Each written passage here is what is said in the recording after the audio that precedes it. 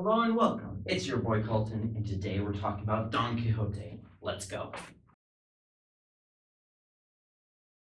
During Chapter 8, Part 2, Don Quixote, the Knight of the Lions, or whatever he really wants to be called, his name changes way too much. Anyway, he's standing on top of a hill and sees a great lady across the meadow. Don Quixote sees this great lady, commands his loyal squire Sancho to go up unto her and request permission for him to go down to her.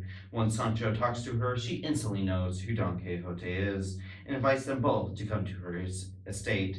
So Don Quixote and Sancho go off to her estate. After a bunch of arguing, they sit down for a wonderful feast, just like in the books, after which they have a good night's rest. Every golden age comes with a great fall. We see this same paradigm with Don Quixote. He was in the peak of his life and living happily. It was like in the books. Everything perfect, except he fell. Don Quixote moved away from what he believed. He became prideful and stagnant, not looking towards the future, but to the past. We can compare Don Quixote's decline to that of Rome, which is one of the great examples of this golden age coming to a fall.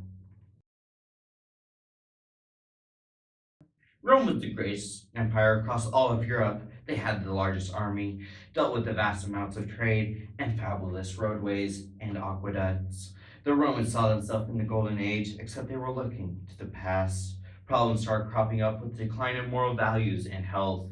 There was political corruption, unemployment, and inflation. They, like Don Quixote, had become prideful, and in the end, not focusing on what really mattered and what would help the empire. It fell into chaos and was lost.